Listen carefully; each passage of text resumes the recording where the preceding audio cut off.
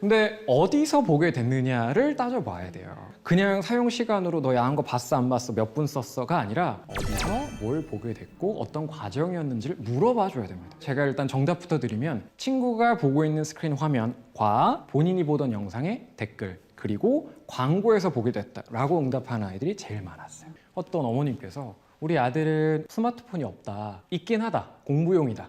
그래서 노출이 덜 됐으니 수위 조절을 해달라. 막상 아이를 만나봤는데 완전 고수였어요. 모르는 유튜버가 없어요.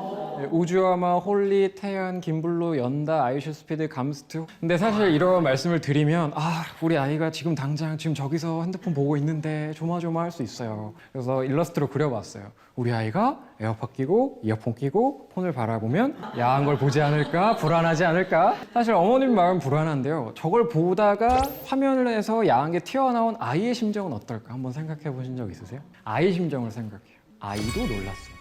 우리 아이가 사진첩에 야한 사진을 저장해요. 기록에 남아있어요. 그때 보통 하시는 첫 마디는 언제부터 봤어? 왜 봤어? 어디까지 봤어? 누가 보여줬어? 너 걔랑 친해? 패드가 문제야? 이걸 부셔버려야겠네. 너의 뚝배기를 깰 수는 이걸 뚝배기는 머리입니다. 머리 때릴 수 없으니 패드라도 이렇게 할 때 있어. 근데 여기서 한 번만 돌이켜보시면 저희도 그랬잖아요.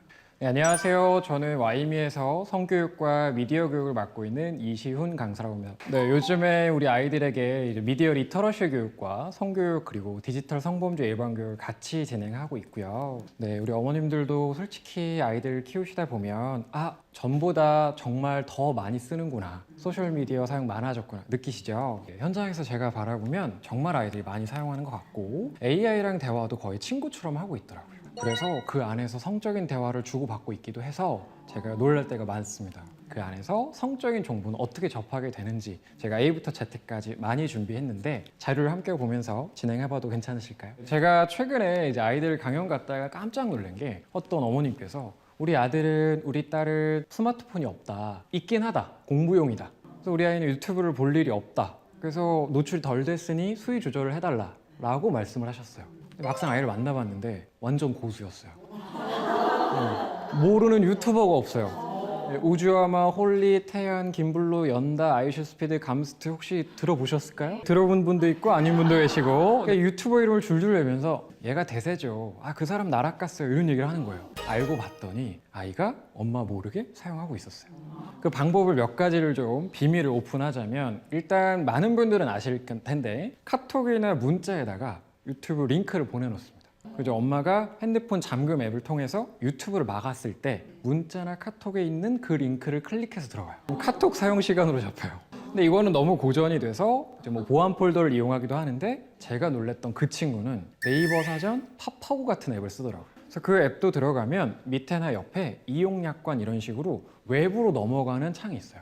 그러니까 요즘에 전화 왔을 때 확인해주는 후스콜 이런 거에도 그런 창이 있어요. 그래서 그걸 들어가서 인터넷 창이 켜지니까 그 안에서 유튜브를 보는 거예요. 그러니까 분명히 어머님은 우리 아이가 외고 가려고 요즘에 영어 공부 열심히 한다고. 근데 알고 봤더니 다 유튜브 보는 거였어요. 사실 이런 현실을 굳이 말씀드리는 건 이걸 보는 아이들은 저를 되게 미워하겠지만 그래도 공유하는 건 현실을 인정해야 한다. 완전히 이해하기 어렵더라도 인정하고 시작해야 합니다. 디지털 네이티브 세대라고도 불리고요. 요즘 태어난 아이들은 AI 네이티브 세대로 불릴 수 있습니다. 그만큼 AI와 소셜미디어, 뉴미디어가 아이 앞에 펼쳐져 있고 그 안에서 어떤 위험이 있는지 감지하고 교육할 필요가 있어 보입니다. 제가 최근에 교육하는 첫 번째 주제로 아이들의 또래 언어를 잡습니다. 사실 화면에 보이는 퉁퉁퉁퉁 사후루 드랄랄레로 들어보셨을까요? 아이들의 언어가 있습니다. 몇 가지 소개하면 응 아니야 어쩔 TV 저쩔 TV 꾸꾸루 삥뽕 킹받쥬 열받쥬 썩가능이쥬. 네, 요즘에 늙으셨네요 늑 긁히셨네요 쫄았네 쫄 이런 거 해요. 저는 보통 늑게 긁히는 편입니다. 그리고 아이들끼리 주고받을 때 뻔뽕하다 야르 이런 얘기도 해요. 저희 시절 얘기를 요즘 바꿔서 합니다. 잘 아시네요. 그리고 정말 요즘 제가 이해하기 좀 어렵지만 인정해야 될 문화는 6767 이런 게 있어요. 도티 나왔다 이런 게 있어요. 이게 아마 영상이 올라갈 때쯤 또 다른 말들이 치고 들어올 수 있습니다. 그런데 과연 이런 요즘 유행하는 말이 저희 때는 없었을까요? 있었어. 극쫄 열받긴 한데 저희 때도 질 이런 거 있었어요. 기억나시죠? 질 킹왕짱 이런 거 있었어요. 히트다 히트 이런 거 있었잖아요. 그러니까 자기들끼리 이런 언어를 만들면서 쓰고 공유하면서 아 나는 이 또래 집단 안에서 어느 정도 인정받고 있구나. 소속감, 자아 정체감, 자아 효능감을 많이 느끼는 것 같아요. 근데 그게 왜 문제냐면 아이들 사이에서 그 주도하는 아이들이 파생시키고 전달하는 그런 언어를 막 써요. 근데 그 중에 성적으로 조롱하거나 희롱하거나 혐오하는 단어들이 없을까요? 꽤 많을까요? 꽤 많습니다. 들라이로 들랄랄로 요거 있기 전에 지금부터 먼저 움직이는 사람 저희는 술래? 이런 거 생각하지만 지금부터 먼저 움직인 사람 게이 이런 단어가 있었어요. 아니 그 성 정체성이나 지향성 차원의 그거 말하는 거니? 아니요. 그냥 못 움직이는 거 놀리려고요. 그런 의미로 이렇게 초등학교 교실에 게이라던가 레즈비언이라는 단어가 그 본 뜻과 다르게 좀 조롱이나 공격의 의미로 쓰일 때가 있습니다. 근데 그걸 안 쓰고 우리 아이가 패드립이라고 하는 가족욕도 안 하고 야한 말도 안 하면 되잖아요. 근데 그렇게 계속 버티기 쉬울까요? 어려울까요? 제 문화적인 찐따야, 문찐이야. 문찐이라는 소리가 있어요. 저희 얘기로 바꾸면 AI 아시죠, 어머님? 당연히 알죠. 조류독감이요. 이런 느낌이에요. 그러니까 조금 옛날 뉴진스 아시잖아요. 뉴진스는 새로운 청바지요. 요즘에 드라마 유행하는 거 OTT, 넷플릭스에 뭐 얘기하고 있는데 난 대장금이 최고야. 그러니까 아이들 사이에서 소외감이나 고립감을 느낄 수 있다라고 불안해지는 순간 이 단어를 모방하고 편승할 수 있다. 그걸 감지하고 교육하지 않으면 어떤 일이 일어나냐? 아이들의 학폭 사례입니다.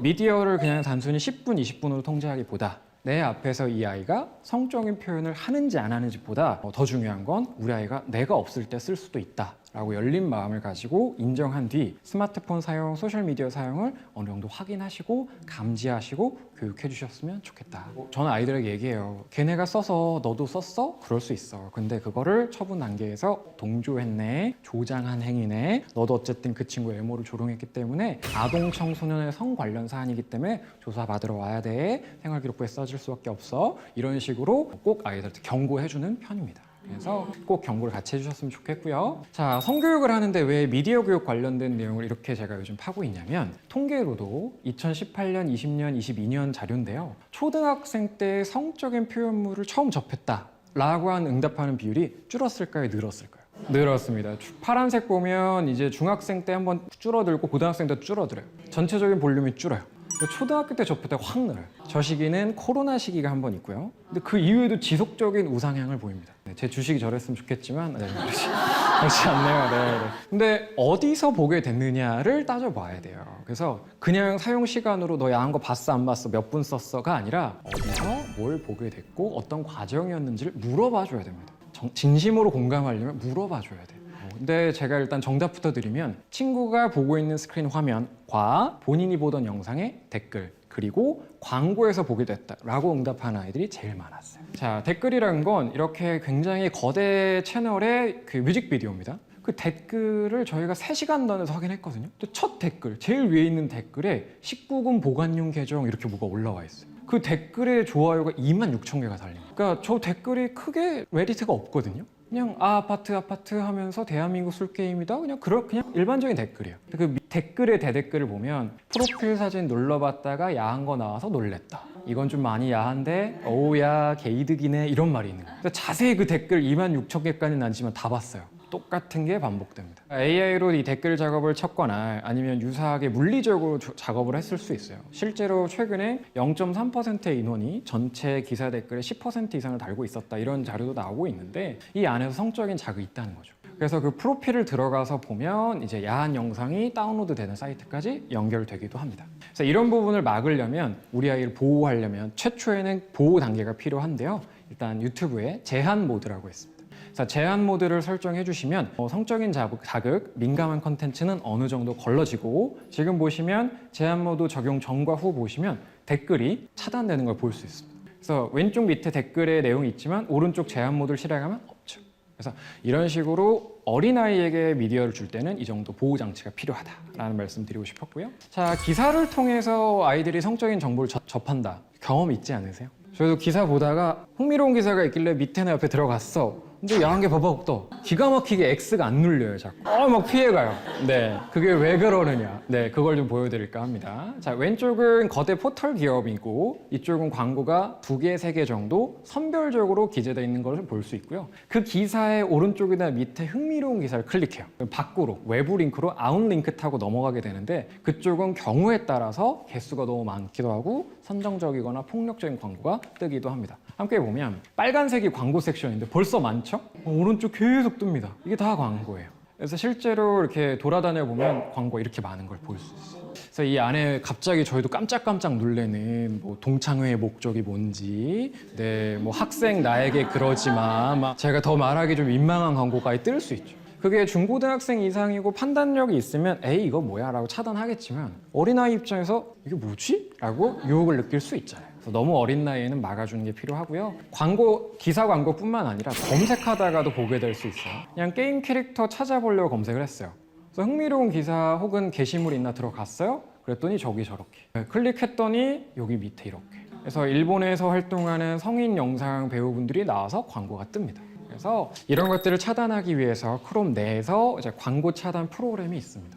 그래서 광고 차단 확장 프로그램을 설치해서 보호해주는 단계가 처음이었으면 좋겠습니다. 저희도 그랬잖아요. 성적인 이미지를 처음에 검색해서 봤어도 친구가 알려준 그 단어를 검색했을 때도 편안했을까요? 놀랐을까요? 놀라죠. 처음에 보면서 이야 기다리던 겁니다. 버린 예스 이러지 않았어요. 그러다가 이렇게 하는 사람도 있고 이렇게 하는 사람도 있겠지만 첫 순간으로 돌아가서 어머니 아버님이 하셔야 될 멘트는 광고에서 야한 게 떴니? 게임 종료했는데 야한 게 떴어. 그래 그 게임 종료한 거에도 왜 그런 게 뜬다니 놀랬겠다. 처음 봤을 때 얼마나 힘들었을까. 네 잘못 아니야. 광고를 붙이고 그걸 만들어서 올린 그 사람들이 널 놀라게 한 것 같아. 첫 순간에 너는 잘못이 없어. 단 그걸 본 첫 순간은 너의 의도가 아니지만 그 다음에 어떻게 반응하느냐. 첫 자극과 반응 사이엔 공간이 있고 그 공간 너의 선택으로 채워져. 저장해서 동생한테 보여주고 엄마도 같이 보실래요? 친구들아 니네도 볼래? 이렇게 안 할 거잖아. 잘한 거야.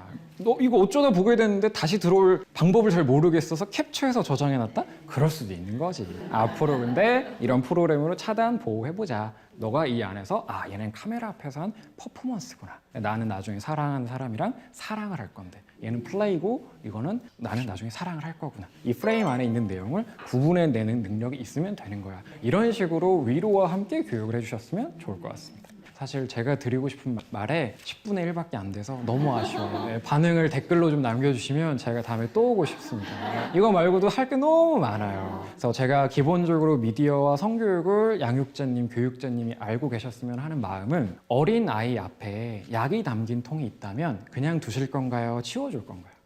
치워줘야죠. 너무 어린데 그 안에 좋은 약도 안 좋은 약도 있겠지. 근데 뭔지 모르고 먹으면 안 되잖아요. 그 마음으로. 운전면허를 처음 따는 아이가 그냥 크루즈 믿고 자율주행 믿고 거기서 잠자지 않고 스스로 방어 운전을 할 수 있도록 지도하는 마음으로 우리 아이들을 보호하고 싶은 마음입니다. 그러면서 우리 아이가 주체성을 가져나가길 바라고요. 앞으로도 성교육과 미디어 교육에 있어서 필요한 내용은 계속 업데이트하고 공유하도록 하겠습니다. 많은 관심과 댓글 부탁드리고요. 다음에 또 찾아뵙겠습니다. 감사합니다.